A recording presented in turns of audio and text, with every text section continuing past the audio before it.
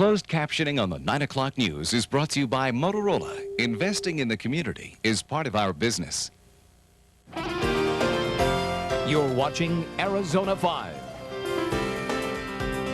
Karen Carns, Fred Powers. This is the 9 o'clock news. Crimes are more and more violent, and I hate what I see, what people do to each other. Are hate crimes on the rise here in the Valley? The answer may shock you. Brian Lindsay was killed at work. Could anything have been done to save his life? And a Mesa police officer is on the other side of the law. But first tonight, we have some sad news to pass along to you. Jacqueline Kennedy Onassis has died. It happened less than an hour ago at the former First Lady's New York apartment. When doctors told her they could do nothing to stop the spread of non-Hodgkin's lymphoma, a form of cancer, they honored her wishes to leave the hospital and go home. Only family members were at her side. Roger Downey has more on the life of Mrs. Onassis. Jacqueline Bouvier married the man who later became senator, then President John F. Kennedy. From the Kennedy inauguration in January 1961 on, she had no private life. She would later say she felt as though she had become a piece of public property. As the glamorous First Lady, she set trends in clothing and style. As a dignified widow, she drew worldwide sympathy and unrelenting attention after the assassination of her husband. Despite controversy and criticism, she married Greek shipping tycoon Aristotle Onassis in 1968. Following his death in 1975, Mrs. Onassis entered the publishing world and spent time on art projects that interested her. Jacqueline Kennedy Onassis, dead at the age of 64. One Valley resident reflects tonight on the life of Jacqueline Kennedy Onassis. William Mahoney was appointed ambassador to Ghana by President John Kennedy. He was also a very close friend to the Kennedys. He remembers the former First Lady as a very accomplished woman. Number one, she's a terribly good-looking person. And number two, a very gifted person. I always thought that she was her husband's equal intellectually and otherwise. William Mahoney was also very close to John Kennedy's brother, Robert Kennedy, who was assassinated while running for president in 1968.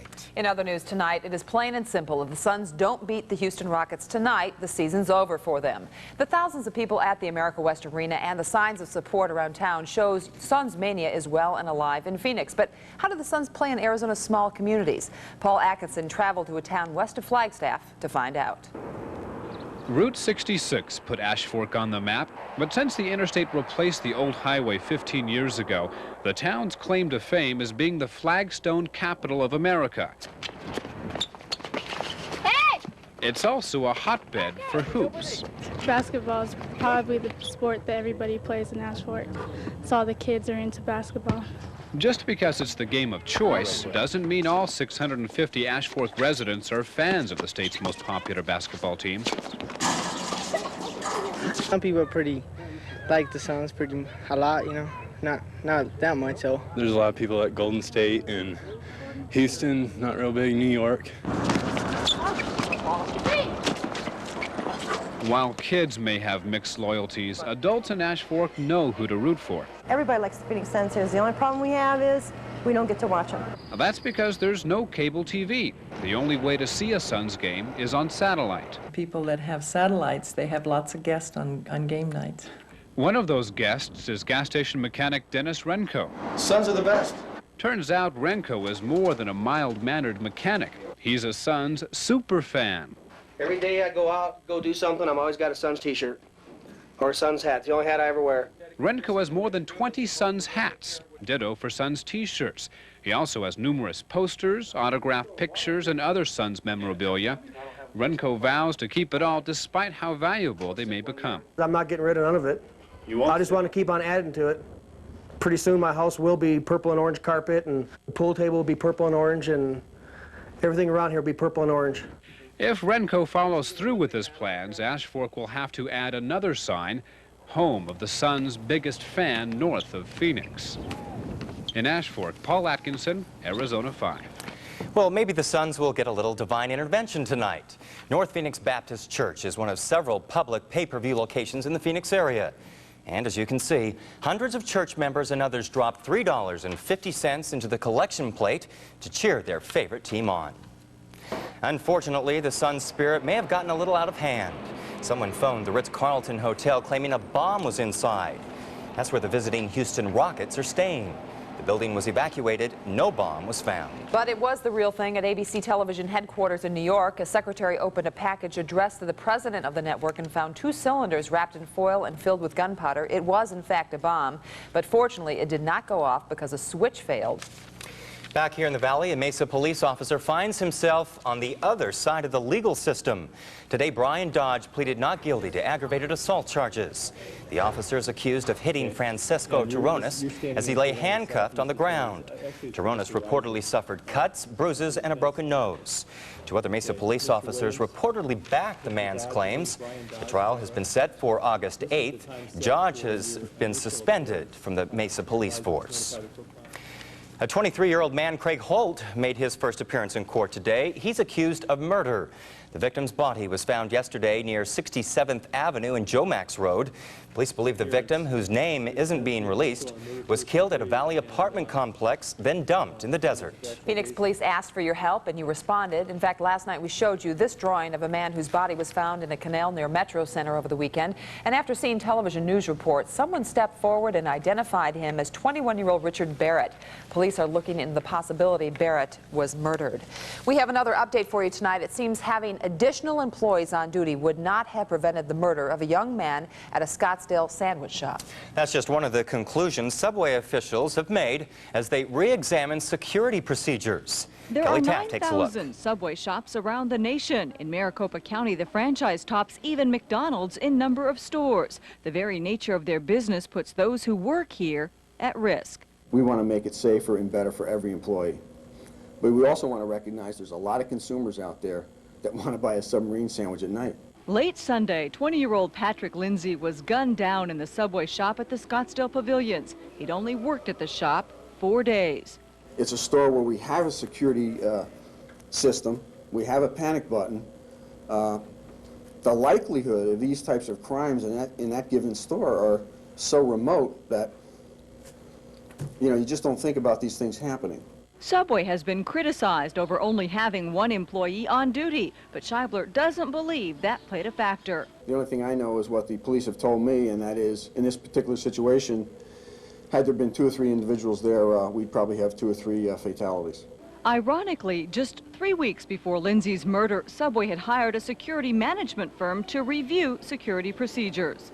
We work with them. These people are, you know, they're not police officers. They're independent business owners that know how to make sandwiches. So far, police have few leads. My concern is that, you know, as time progresses, it gets a little bit more difficult to come to a conclusion. Subway is offering a $15,000 reward. I want everybody to remember Pat Lindsay and remember how terrible this crime was. A scholarship has also been established in Lindsay's name at NAU, where he was an engineering student. Kelly Taft, Arizona 5. Now, following the murder, 2 Subway employees quit. Both worked at the shop where the slaying occurred. More weapons in the fight against Phoenix gangs to tell you about tonight. Governor Symington announced plans to loan the city 2 DPS gang squads for the summer. That's in addition to the help the governor promised Phoenix last week. And ironically, that promise of aid is coming under fire tonight. Phoenix City Councilman Solomon Leha is calling it smoke and mirrors. He says $3 million of the $4 million the governor promised last week comes from Washington. Leha claims the money would not be available until after summer, if at all, but the governor's office maintains it could be available July 1st. They are victimized because someone doesn't like the color of their skin, the god they worship, or their sexual orientation. We're talking about hate crimes, and they're on the rise in the Valley. In Phoenix alone, hate crimes are reported on the average of 1 every 3 days. Some of them are simply name-calling, but others turn violent.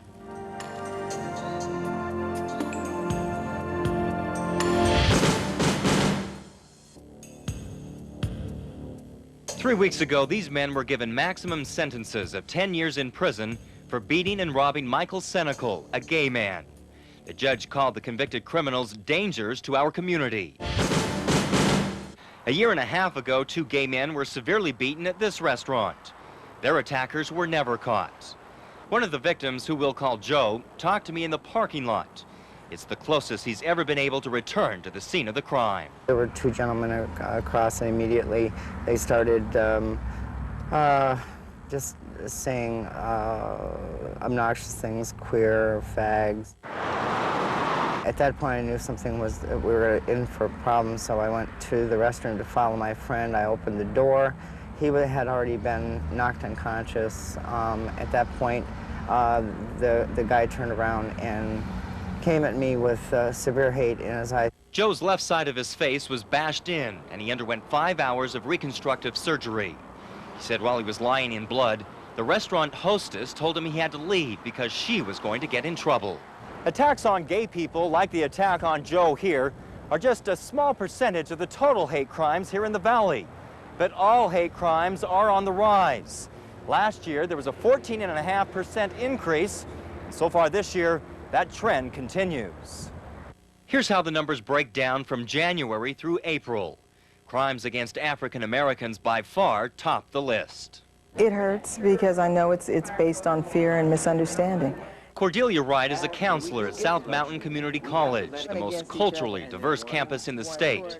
She listens to students and preaches tolerance. We're not always considered human. We're still considered those people who are volatile animals who will explode and kill, and that's all we're seen as doing. The only thing we can do is play sports and hurt people, and we're so much more than that. Me and some friends walking into the bookstore, and the book store manager or whatever said they were closed, you know.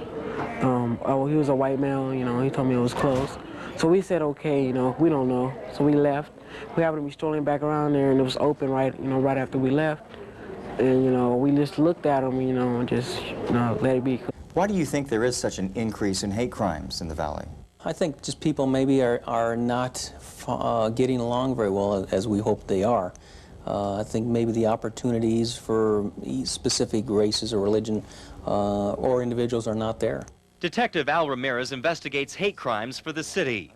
We're concealing his identity because he's now working on an undercover case. And I hate what I see, what people do to each other, specifically in referring to the Senecal case where they beat him with and kicked him, hit him with bottles simply because he was gay. We need to help each other instead of hurt each other. But gay advocates argue gay people usually don't get help. They say most hate crimes against gays are never reported because the victims are afraid to reveal they're gay and are afraid of the police. It's unfortunate. Gay people do not want to discuss their victimization with an officer, so we have to work with them on that. And unfortunately, you do have officers that are reluctant to discuss lesbian and gay issues because they're just not comfortable with that issue. A lot of times, unfortunately, we in law enforcement sometimes are kind of insensitive to their needs, and that's something that we as the Phoenix Police Department are now addressing. In in-service training, modular training, in cultural diversity training to let the officers that, yes, this type of crime is on the increase and that they should be more sensitive to people of that nature. But anyone can become a victim, anytime, anywhere. I've tried to stress this, you know, to my friends, to never think that it's not going to happen to you, because I never thought something like that would happen to me, and it did.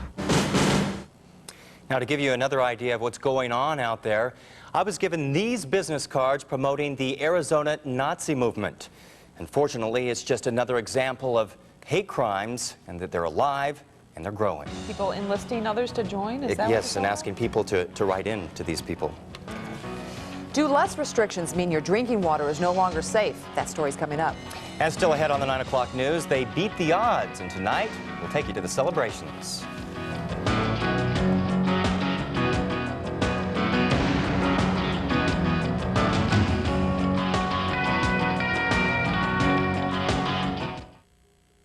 The 9 o'clock news is brought to you by the Chemical Manufacturers Association, working for change. A flash from MASH. Dateline Korea. Max Klinger goes to press. MASH notes. Oh, a newspaper. Crazed Corporal commences column. A journalistic tradition since 5 o'clock? Weasel wants willing wordsmiths. Who else could possibly write a gourmet column? You myopic moron, I could. Maniac makes MASH magazine. This story could win me the Wurlitzer Prize. Fall in tonight at 10 here on Arizona 5.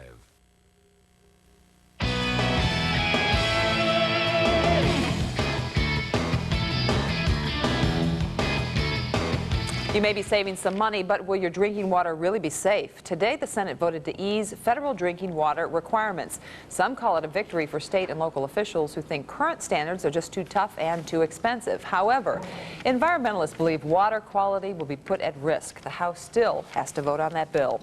And clean water is at the top of the agenda at the Grand Canyon. Officials there promised to work with the state to bring the park's water system into compliance with clean water standards. The State Department of Environmental Quality ordered the park to reduce the cloudiness and provide adequate filtering and disinfection of water from roaring springs that's the source of that supply. Well, how do national parks rate? Not very well, according to National Park Service superintendents. Most of the parks and historic sites only get average grades. The reason? Too many visitors abusing the land. And there's not enough money for upkeep. Here's how some of the sites stack up. Yosemite National Park barely squeaks by. It gets a D+. Yellowstone National Park fares better with a B-. And the most famous resident on Pennsylvania Avenue, the White House, only pulls a grade of C-. Meanwhile, in Pender County, North Carolina, 140 firefighters, forestry agents, and others pitched in to keep a forest fire under control. A 6-mile stretch of forest land burned, and officials believe about 5,000 acres have been scorched. And a bloody bank robbery in Ashland, Missouri has left 3 people dead. Police say the vice president of the bank was shot to death during the holdup. Then the 2 suspects were killed in a shootout after leading authorities on an hour-long chase. The stolen money was recovered at the scene of the gunfight. A traffic accident forces the evacuation of hundreds of homes that happened today near Trenton, Georgia. A tractor-trailer crashed, spilling a chemical containing cyanide, among other things. 500 homes had to be evacuated. Fortunately, there were no reports of serious injuries. 1 person was hurt when a television news helicopter crashed in Tampa, Florida. The chopper went down in the waters of Tampa Bay. There are reports of an explosion on board just before the helicopter went down, but so far authorities haven't been able to confirm that. Accidents, family emergencies, health problems. Those are just a few of the reasons why some people don't get their high school diplomas. And many of those people are making the most, though, of a second chance at education. Marisa Hilary is here with hopes for the future for those people. That's right, Karen. After today, these graduates are going to be dreaming big. They've worked hard to get their GED after realizing the importance of an education. It's the tune these graduates never thought they'd be walking to, and they've worked hard to get here. It means a lot to the people where I come from in the Seychelles Islands. We don't graduate over there. It's just high school and that's it. I should have graduated in '72, but I got pregnant during my high school year and didn't get to finish all but the last semester. 58-year-old Sam Block has cerebral palsy. He told me he's always known the importance of an education. It's very important because the day is going to come when there won't be any jobs for people without a high school degree or without the GED. It's getting good paying jobs. You can't do it without at least a high school diploma or GED. There's no jobs out there. You want to flip hamburgers or scrub toilets, you can do that. But that's it. And you're not going to get paid enough to support a family on it. Don't quit school. Stay in, because I wished I would have. The 5th annual GED graduation ceremony was sponsored by Rio Salado Community College. A concurrent graduation ceremony also took place tonight in the Madison Jail Chapel in downtown Phoenix for incarcerated Rio Salado students. And many of the students I talked to, Karen, said they are going to go on to college. That's great. Who was the guest speaker? A 72-year-old woman who says it's never too late to get an education. Okay, thanks, Marisa. New beginnings there. Well, what did Princess Di do the other day? We will fill you in. And next in your health, the mystery illness struck our region last year. Find out what's being done to prevent another outbreak.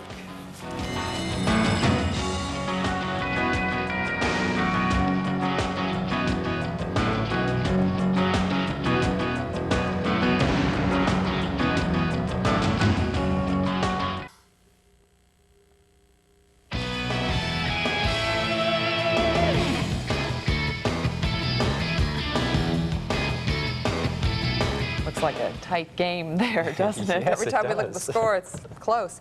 Well, is the deadly hantavirus lurking in our valley deserts? It's a frightening thought, but Ginhart tells us that's the question researchers began trying to answer today.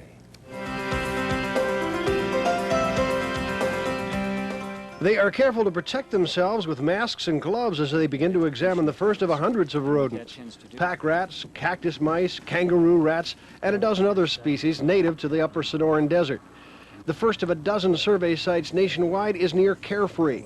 Study director Craig Levy knows the feces, urine, and possibly the saliva of a wide variety of rodents examined in the Four Corners area tested positive for the deadly virus. But we are finding that only certain rodents are true, quote, carriers of the virus, meaning they can shed live virus over a period of time, perhaps for the rest of their life. These bait are traps. These things work rather simple. Click it open, you throw your bait back in here, the rodent comes in. Once the critters are caught, they're shoved into a bag with ether-soaked paper towels. They have to be examined while they're still alive. They'll be carefully weighed and sexed, a blood sample will be drawn, and tissue samples will be collected, frozen, and sent to the Centers for Disease Control labs in Atlanta.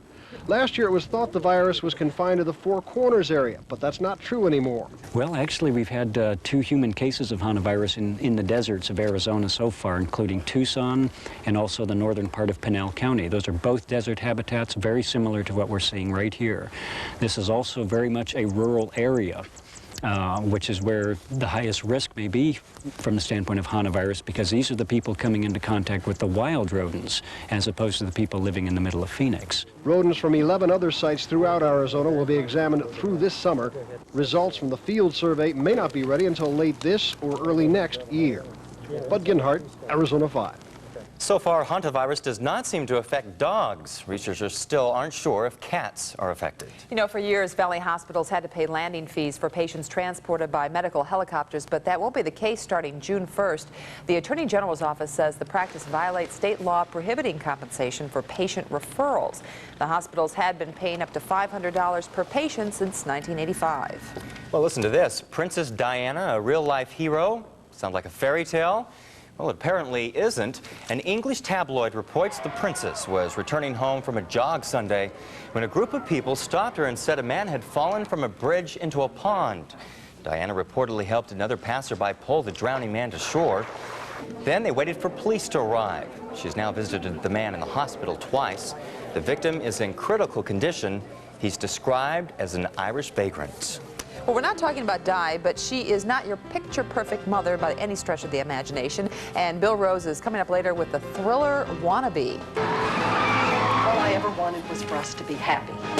Stay away from us! The law's on her side. She's their mother. And they've been racing down highways and byways for 40 years now. Meet the man who invented the Corvette.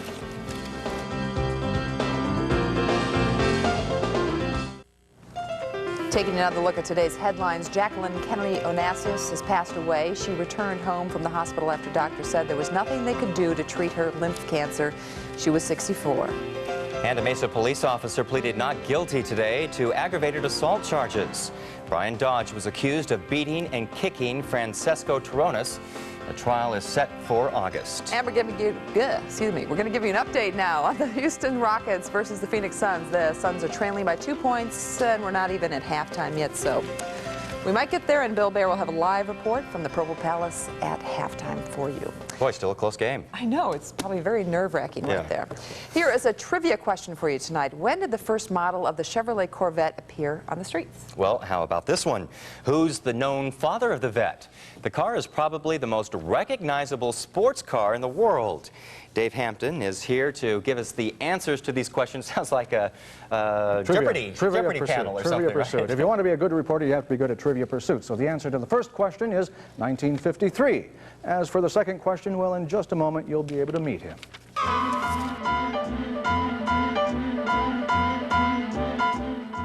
What do you think of when you think of the Corvette? Myself, I think back to the old TV series with Todd and Buzz cruising the country in their Vette along Route 66.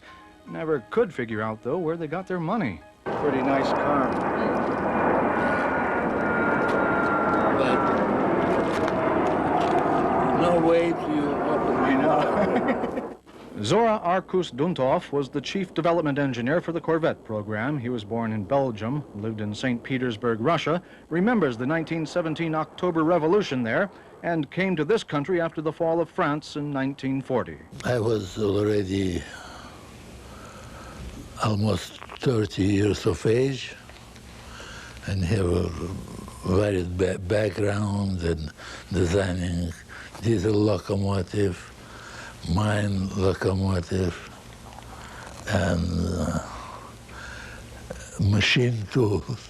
Zora had nothing to do with this 1953 model. He came on board at Chevy right after it came out. This baby will only cost you $250,000. To Zora, the early vets lacked power and didn't behave as a good sports car should. It wasn't selling either, and he pleaded with Chevy to let him continue the line with his changes. They did.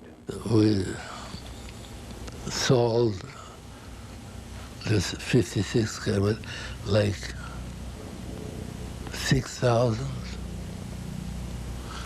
Following 57, like 8,000, then 12,000, and simply that was underway. Zora refuses to compare different model Corvettes. Each, he believes, belongs in the time it was designed. Still, he has a favorite year. 1956. But lots of things happened since then. A lot has indeed happened since then. The Vette is the best-known American sports car around the world. By the way, Zora is 84 years old. He owns and drives 2 Corvettes, a 1968 and a 1994 Corvette. Boy, a lot of people, President Clinton, he used to have a Corvette too, didn't he? I don't know, I haven't talked to him. Oh, no, I know he used to have a pickup and I truck, think he and was I just... might have had a Vette too. That's on one of those Trivial Pursuit things that, you know. That was the bonus question. Yeah, I blew it. You did, Dave. Well, rollerblades can't compare with Corvettes, but they are more popular than ever these days. But the big question is, how do you stop? Jeannie Mose has the answer. You tend to find them face down or off balance, out of control, in need of support, in need of a hand. And most of them have the same problem. I can skate, I just can't stop. I really can't stop too good, so you better get out of the way. This is a blow-by-blow description by someone on rollerblades who doesn't really know how not to roll. Then I realized I was going too fast. I tried to stop, so I fell. Why so many beginners fall that the Central Park Skate Patrol offers free stopping lessons. The more you want to stop, the lower you put your butt. And the rookies tend to be the butt of jokes. Doing what we call the Frankenstein walk.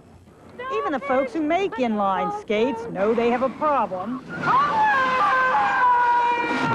There must be another better way. Well, cars may boast of ABS brakes, but now there are ABT brakes for skates. Olympic speed skater Bonnie Blair demonstrates active brake technology for rollerblades. But now with ABT, all you do is move your foot forward.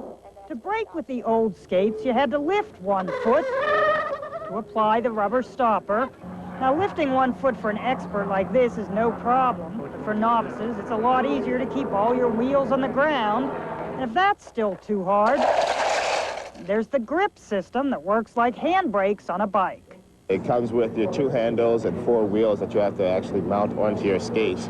They recommend attaching the wires to your legs so you don't trip yourself up. Maybe it's just a matter of learning young. For instance, this kid, age 4 3/4, learned how to stop the old-fashioned way in about a day. The new ABT brakes seem good for bad skaters, though they may be bad for really good skaters doing fancy moves. You accidentally brake and you're going on your face. It'll activate without you realizing the brake's about to activate, which could be painful. But then, so is the old system. You got a little blood on your... Oh, dear. Not anymore. What's next? Airbags you wear on your back seat? Gino's CNN, New York. Ouch. Well, we'll check in on the Suns with Bill Baird at America West Arena coming up in sports. Plus, Ted Simons is here. We'll have all the action from around the NBA when the 9 o'clock news continues. Stay with us.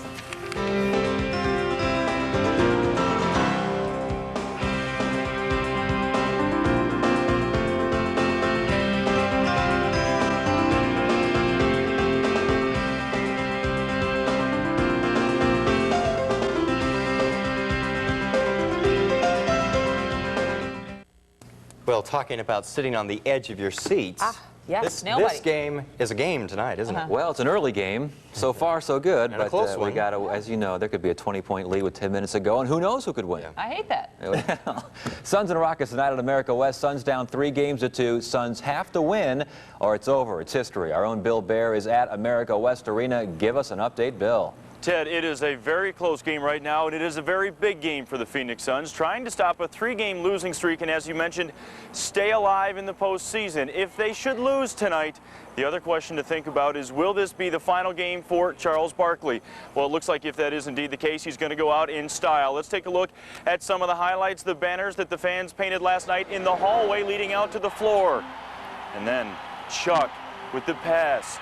Inside that early on to get the Suns onto the scoreboard. Oliver Miller got the start with the block right there. The Big O getting it done on defense. How about AC Green with the follow inside over Hakeem? Things looking good. All right, KJ with the nice pass to Sir Charles for the dunk. He had 7 in the first quarter. Chuck again, he gets his shot blocked, gets it back, and then hits the fadeaway. But keep your eye on Chuck.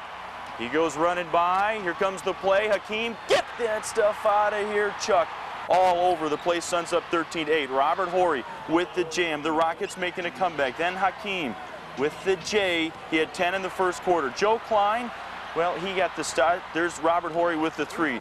It was 22-20 after a quarter of play. Joe Klein, as I said, got some minutes in, hit some big baskets. They're trying to bring Hakeem out of the paint, open things up in the middle. Right now, it is 41-35 Suns with about 4 minutes to go in the second half. Ted, we'll send it back to you. We'll talk to the guys after the game. We'll see what happens, and we'll have it all for you tomorrow night on the 9 o'clock news. All right, very good. Thanks a lot, Bill Baer at America West Arena. And we do have an update now. The Suns just scored again. It's 43-35, Suns leading. All right, other NBA playoff games tonight. It's over at Indiana. Pacers eliminate the Hawks. Major weirdness in this one. Look, it's George Foreman handing out pizzas.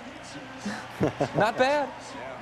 As for the game, Rick Smits, the major dude, scored 27 points to lead the winners. Pacers knocking the Hawks out in 6 games. Smits coming up again right here. Pacers win it 98-79. They now wait to take on the winner of the Bulls-Knicks series for the Eastern Conference Championship. Also tonight, Denver Nuggets did it again. Beat the Utah Jazz. Came from behind to do it. That's Robert Pack, the shot, the foul, and subsequent celebration. Not over yet, though. Jazz with a couple of last-second shots to at least try and tie it. John Stockton three-pointer, not even close. And then Jeff Hornacek will get a good look, but it is no, sir.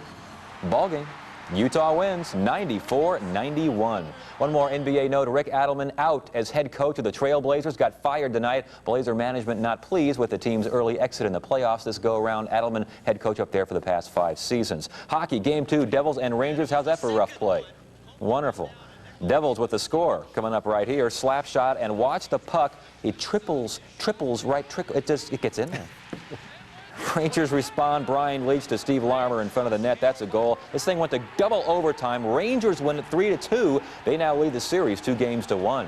On to baseball. Kind of a light schedule in the big leagues. Reds and Braves in Cincy. Reds up. First batter, first pitch from John Smoltz, and it's out of there. Leadoff home run for Barry Larkin. And that's all the Reds would need. Went on to win it 3-zip. Almost got another run here off the wild pitch. Watch Smoltz block home plate. He gets Tony Fernandez for the out. Nice play. Smoltz almost breaking his leg, though. Scoreboard, other National League games. Dodgers over the Rocks, and the Astros beat the Pods. Also from the National League, word that Reds owner Marge Schott is at it again. Schott, seen here annoying a young boy. He's been accused of using the word fruit to describe baseball players who wear earrings. This is not going well with the gay community in Cincinnati. Upset with Schott's remarks. Baseball's executive council looking into it. Schott, remember, was suspended for 8 months as a result of using racial and ethnic slurs against blacks and Jews. Over in the American League, beautiful Inner Harbor in downtown Baltimore. Orioles hosting the Red Sox. 6th inning, Mo Vaughn, broken bat, followed by kind of a broken throw.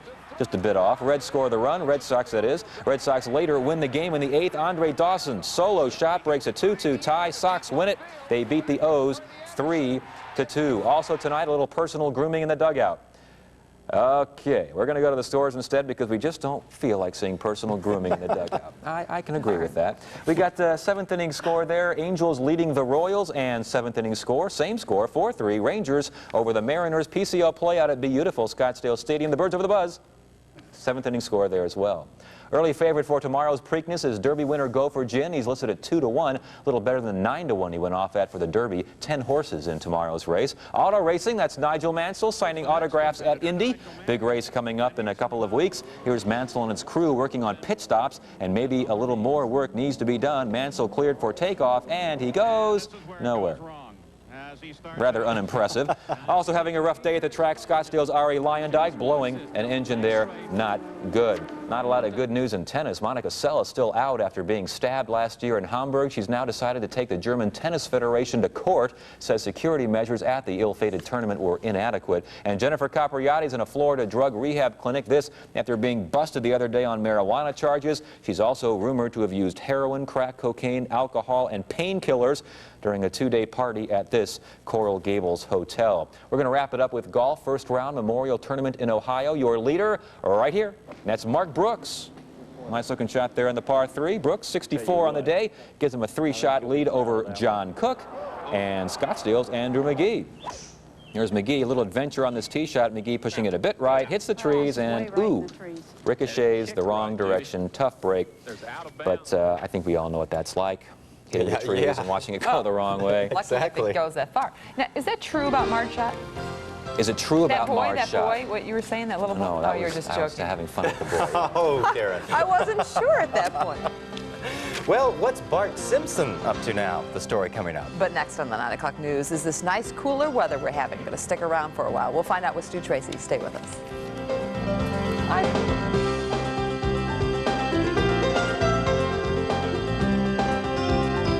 Are you cheating on her? I was. Are all men dogs? Yes, he dogged you. Or no? I think I'm not a dog. The debate continues on the next Ricky Lake. Friday at 5 here on Arizona 5.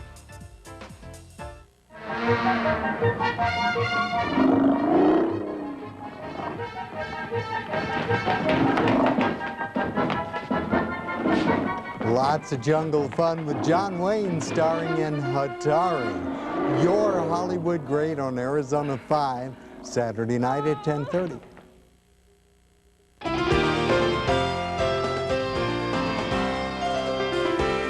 Right, for all you Marge Schott fans. I didn't quite understand what that was all about. All right. Thank you for setting me straight. Nice, cool weather. I haven't used my air conditioner now for a couple of days. Yeah, isn't it wonderful? It's been nice. We're all saving a lot of money while this weather continues. We'll have to pay for it later. Well, of course it won't last, but you know, our high today is the normal high for the middle of April instead of the middle of May. Yeah. And we can live with this for a long time. Unfortunately, it won't last that long.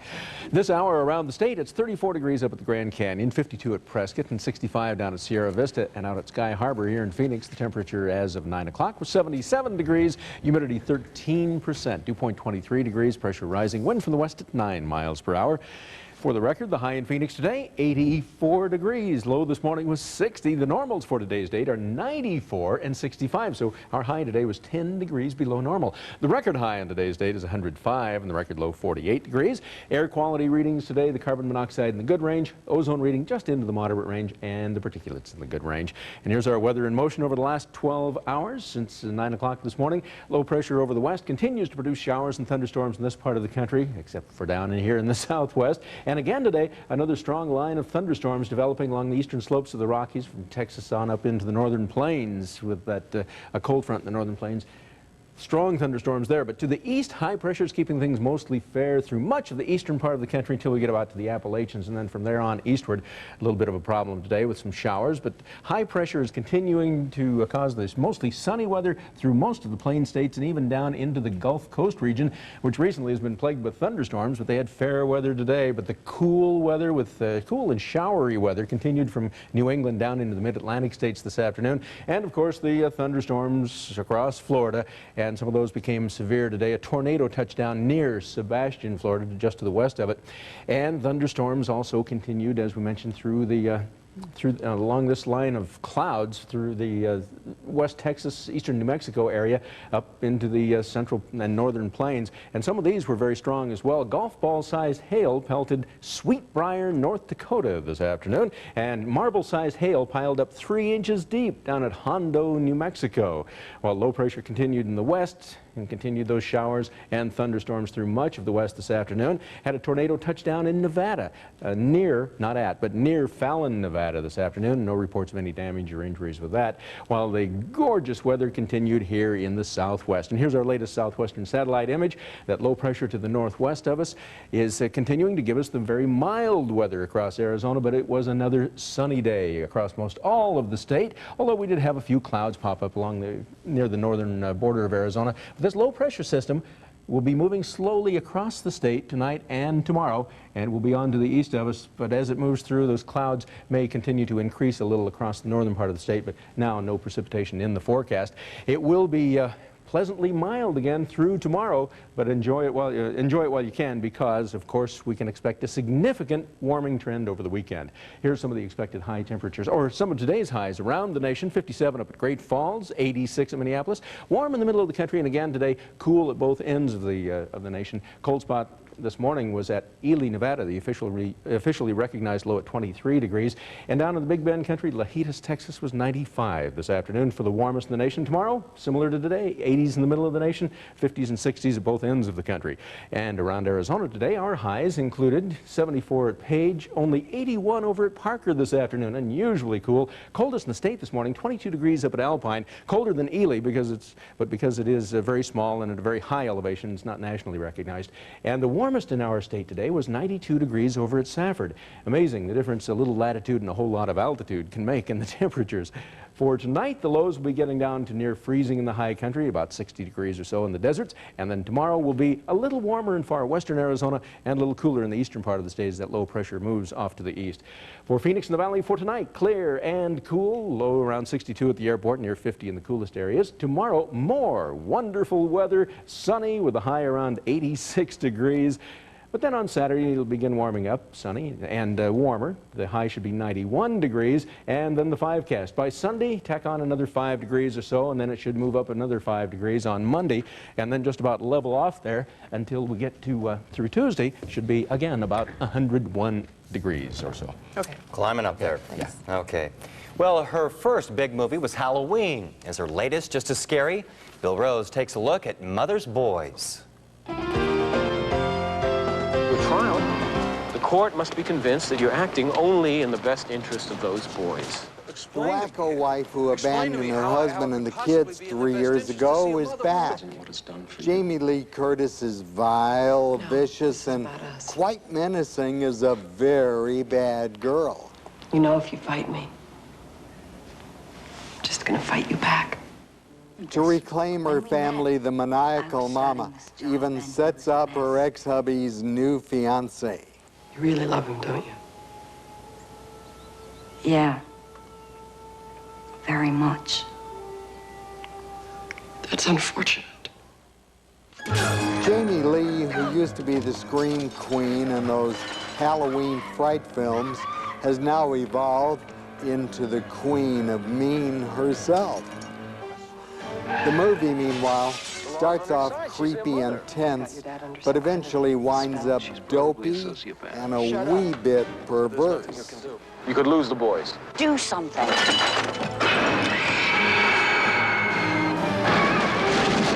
Do you see what you've done? Brothers! Mother love turns psycho, and on my scale of 1 to 4, Mother's Boy slices off just one rose. Here's a mama nobody wanted to remember on Mother's Day. I'm Bill Rose, Arizona 5. Well, sorry, Bart, you are no Elvis. The Fox TV network, which airs The Simpsons, tried to put the popular cartoon character on a stamp. They came up with 2 ideas. One shows Bart at his Elvis-like best. The other shows him at a blackboard writing, "I will not waste chalk." But the U.S. Postal Service won't do it because a Bart stamp would amount to a commercial endorsement. Probably that was one of their reasons, not all of their reasons. Right? Bummer, dude. Oh, bummer, or dude. something like that. Yeah. Meet some of the youngest Suns fans coming up. Next on the 9 o'clock news, we'll go to a pep rally where the hopes are high.